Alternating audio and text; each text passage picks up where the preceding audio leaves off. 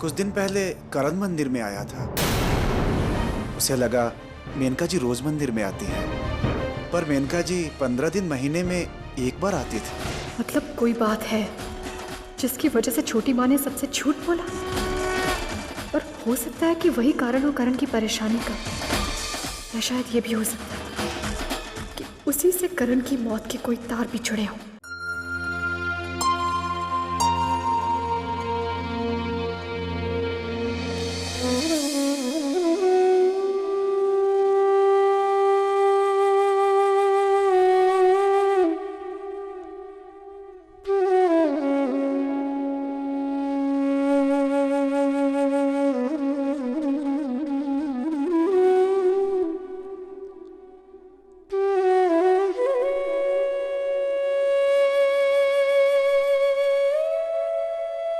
लक्ष्मी, चलो, कब से इंतजार कर रहे हैं सब तुम्हारा।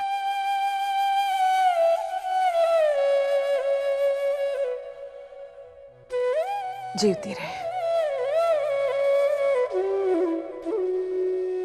लक्ष्मी, अब तुम इस घर में आ गए, देखना सब कुछ धीरे धीरे ठीक हो जाएगा।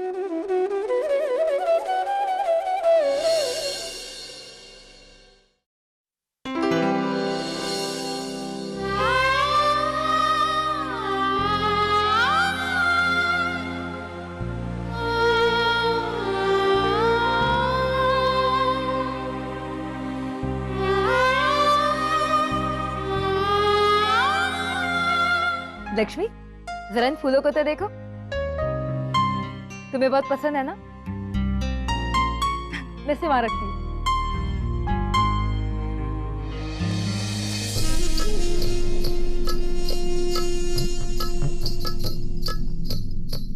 लक्ष्मी,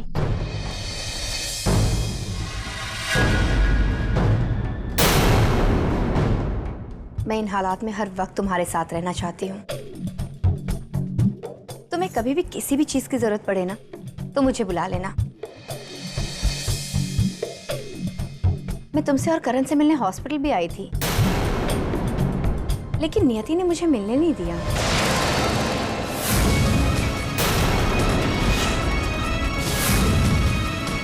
कजरी, ये तुम... पर मैं अच्छी तरह से जानती हूँ कि नियति ने ऐसा क्यों किया, क्योंकि उसे मेरे होने वाले बच्चे की फिक्र है। पर मैं जितना हो सके उतना वक्त तुम्हारे साथ बिताना चाहती हूँ, लेकिन फिलहाल मुझे डॉक्टर के पास जाना है। मैं चलती हूँ। अरे पवित्र बेटा, तुम कहाँ जा रही हो? मम्मी जी, मैं डॉक्टर के पास जा रही हूँ, आज मेरा चेकअप है। अरे तुम अकेले कैसे जा सकती हो? ऐसी हालत में तुम अकेली नहीं जा सकती। युवराज तुम्हारे साथ जाएगा। युवराज बेटा, तुम पवित्रा के साथ जाओ। जी मामा। नहीं युवराज, रहने दो, मैं अकेली चली जाऊंगी। मैं तुम्हें अकेले नहीं जाने दूंगा, बल्कि नियति और मैं, हम दोनों तुम्हारे साथ जाएंगे।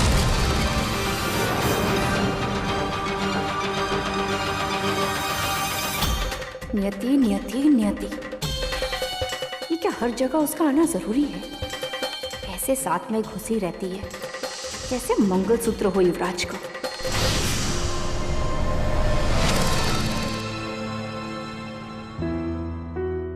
मिस्टर एंड मिसेस गरोड़िया,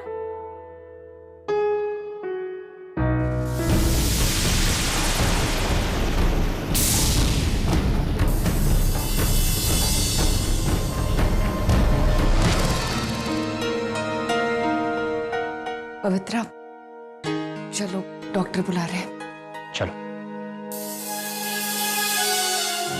अरे आप ये तीनों कहाँ आ रहे हैं? अंदर सिर्फ बच्चे के माँ बाप ही जा सकते हैं। अब देखिए, ये भी फैमिली मेंबर ही है। युवराज, कोई बात नहीं, तुम लोग अंदर जाओ, मैं यहाँ बैठ जाऊंगी। चलो।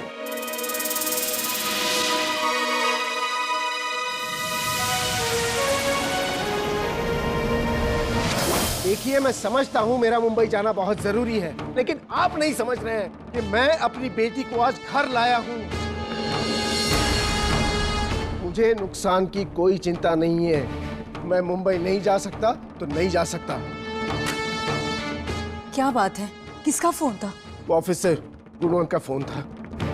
बिना मुझसे पूछे मीटिंग रख ली उसने मुंबई, और अब कह रहा है कि अगर मैं नहीं गया तो नुकसान हो जाएगा हमारा। अरे होने दो नुकसान। बापूजी,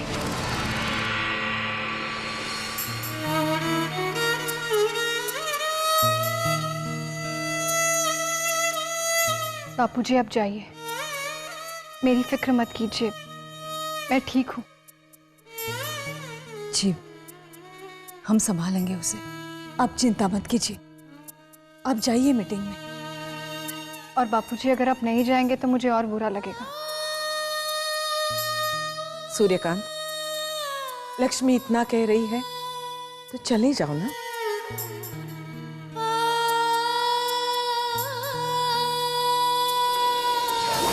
देखिए, ये है बेबी का सर और ये हैं छोटे छोटे पैर, और वो जो दिख रहा है वो है हाथ। छठे महीने में अल्ट्रासोनोग्राफी होगी, तब आप बच्चे की हार्ट बीट और सब कुछ डिटेल में देख सकोगे।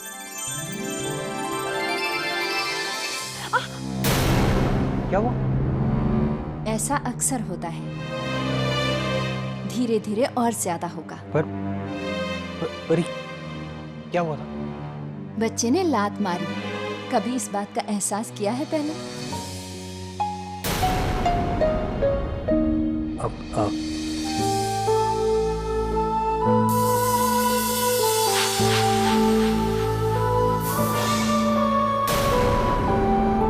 मैं नहीं जानता था डॉक्टर। आज पहली बार मैंने ये खुशी महसूस की है। Thanks Kajari, thanks a lot. फिर से लात मारी। कितना खुश है युवराज, काश ये खुशी उसे मैं दे पाती। बापूजी, कॉन्ट्रैक्ट और बाकी की सारी चीजें मैंने इस बैग में रख दी है।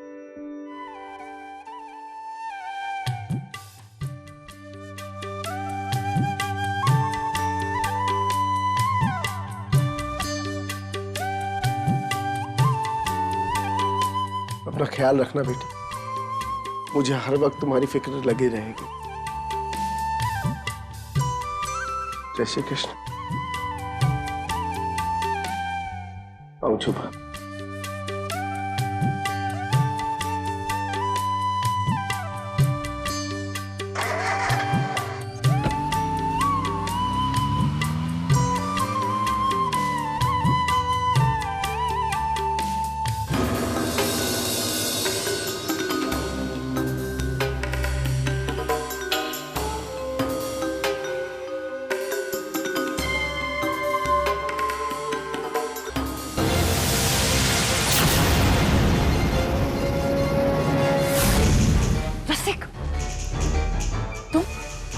तुम यहाँ क्या कर रहे हो? और तुम्हारी हिम्मत कैसे हुई गरोड़िया निवास तक आने की? हिम्मत की तो बात मत कराओ बहना। रसिक भाई में इतनी हिम्मत है कि किधर भी कभी भी किसी भी वक्त पहुंच जावे। और तू ये बात मत भूल कि मैंने तेरा हर काम एकदम सफाई से किया है। तेरी बेटी को ठिकाने लगाया, वो बुढ़िया का काम भी एकदम तमाम हो गया, और तेरी सबसे बड़ी मुसीबत करण को भी एकदम रास्ते से हटा दिया।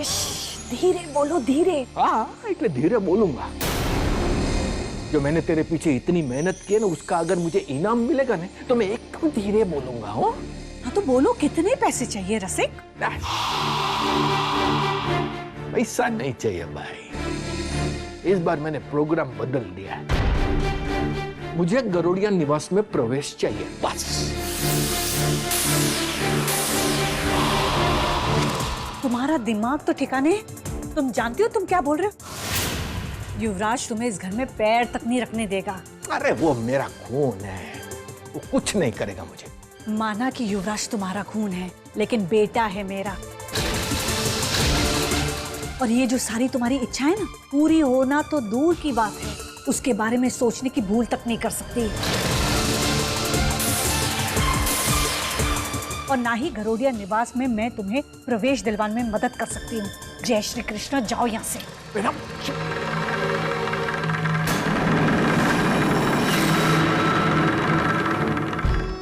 ना बहना ना, बात तो तुम ही करोगे अने मेरी मदद भी। प्रभु अब देखो तुम्हारे रसिक भाई का खेल।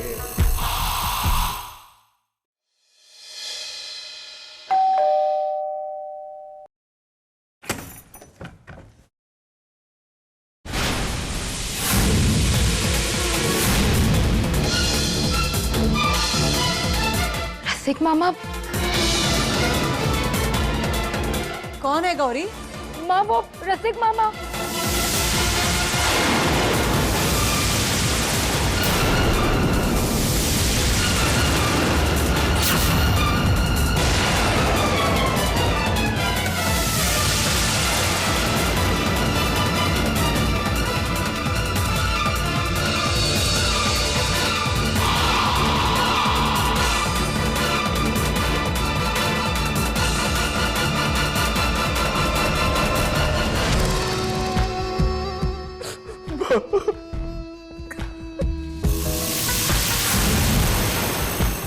मुझे माफ कर दो माँ, मुझे माफ कर दो। मुझसे बहुत बड़ी गलती हो गई माँ, भूल हो गई।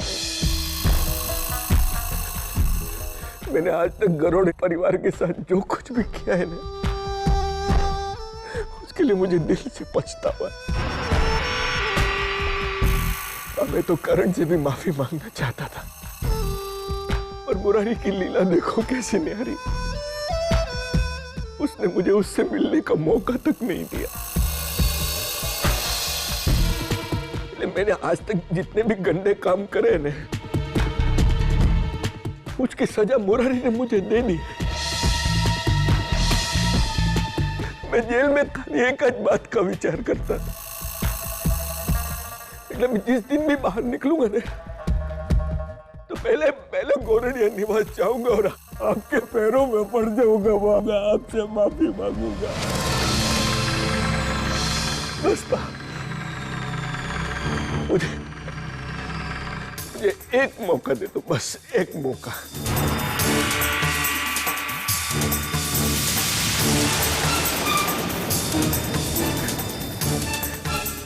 सावित्री बहन, आप भी मुझे माफ कर दो। मैं आपका भी दोस्त।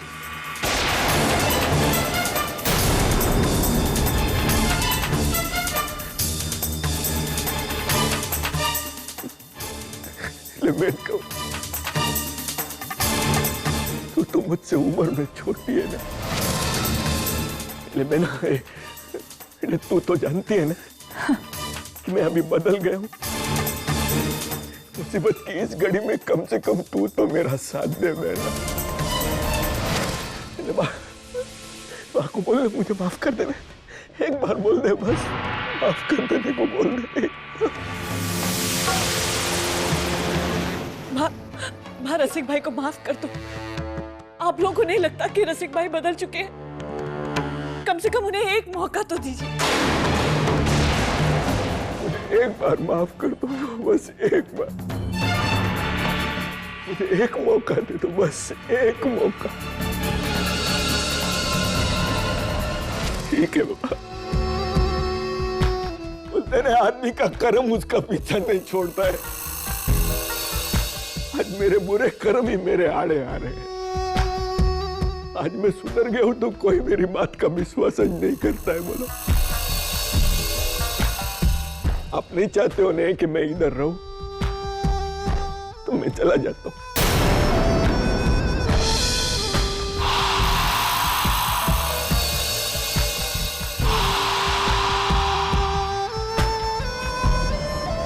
रसिक भाई रुकिए।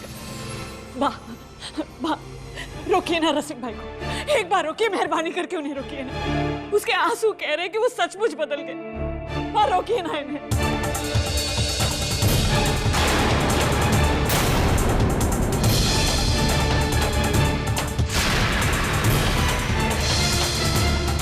माँ माफ कर दीजिए।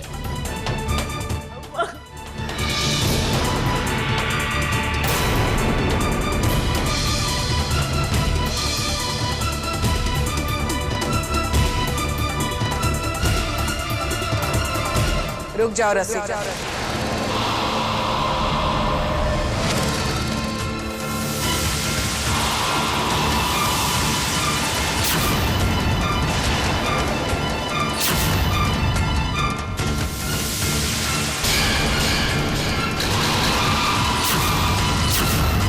तुम यहाँ रह सकते हो या नहीं, इसका फैसला मैं नहीं कर सकती। और जब तक सूर्यकांत नहीं आए तुम यहाँ रह सकते हो।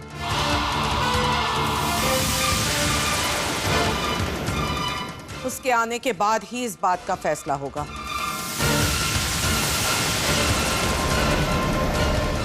उसके बाद की फिक्र आप मत करो बा। अरे मेरी बहना है ना, जीजा जी को तो वही संभाल लेगी।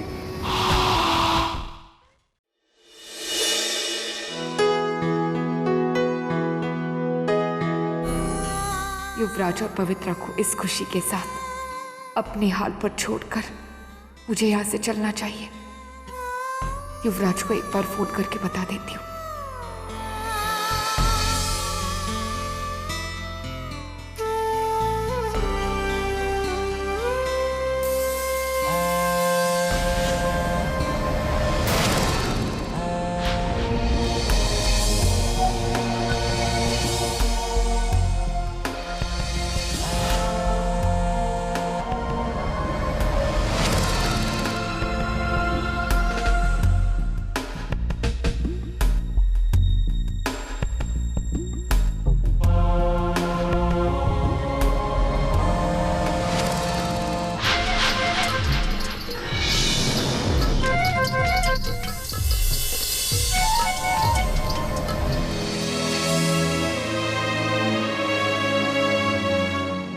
बच्चे की ग्रोथ नॉर्मल है, इसका मतलब ये नहीं कि लापरवाही बरती जाए। आपको कुछ खास बातों का ख्याल रखना होगा। युवराज, मैं जा रही हूँ, एक जरूरी काम आया है। जय श्री कृष्णा।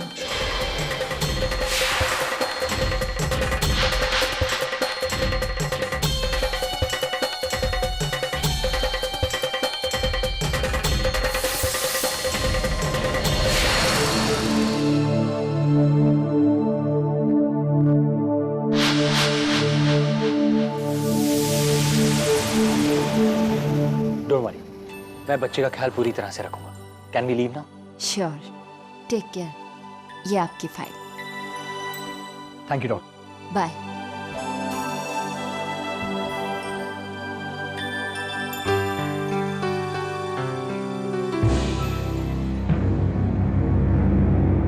ये नियति कहाँ चली गई? एक्सक्यूज मी भाई साहब, कुछ देर पहले यहाँ पर एक औरत बैठी हुई थी, आपको पता है वो कहाँ चली गई? जी वो तो कुछ देर पहले यहाँ से चली गई। क्या? पर नियति ऐसे कैसे जा सकती है? हो सकता है कि उसे कोई जरूरी काम आ गया होगा, इसलिए वो चली गई। काम कितना भी इंपॉर्टेंट हो, बट नियति बिना किसी को बताए कैसे जा सकती है?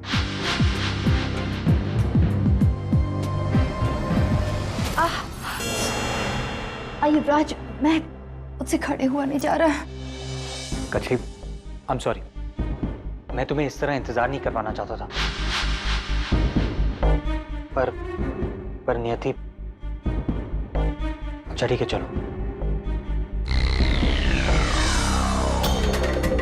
आग में घी तो डाल ही दिया, अब देखते हैं ये आग कितनी ज्यादा बढ़ती है।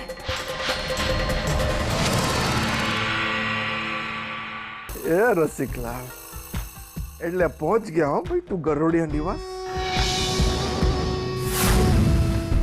तो आराम करेंगे न जलसा करेंगे न लीला लहर करेंगे। अरे रसिक भाई, શું રસિકભાઈ કરે છે ને ડરે છે? अरे आज तो गरबा रमने का टाइम आ गया भाई। अरे ढोले ना ढोले धीमे धीमे वगाड़ना या डरना। मैंने तुझे बोला था ना, इस गरोड़िया परिवार में घुसाना तेरे लिए एकदम आसान सी बात है। हाँ हाँ रसिक भाई, लेकिन अब तुम्हें सावधानी से पेश आना होगा। फिर से मेरे लिए कोई नई मुसीबत मत खड़ी कर देना। એટલે મજાક करती है? अरे इतने सालों से मैं तेरी मुसीबत को दूर करते आया हूँ।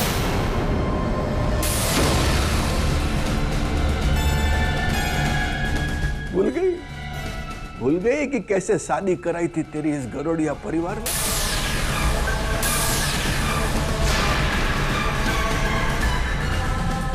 और तू बन गई इस गरोड़िया परिवार की महारानी। अरे यहाँ तक कि मैंने तुझे अपना बेटा तक दे दिया ताकि तेरे घर में सुख आवे, शांति आवे। मैंने तुझ पर जितनी अच्छाइयाँ की है ना, उसका कर्जा चुकाने का वक्त आ गया हूँ मैंने। मुझे यहाँ रहना है। देखा, अगर तूने मुझे यहाँ रहने नहीं दिया ना, तो तेरी सारी जो सच्चाई है ना, वो एकदम बक बक बक बक बक करके बाहर आ गई, समझे?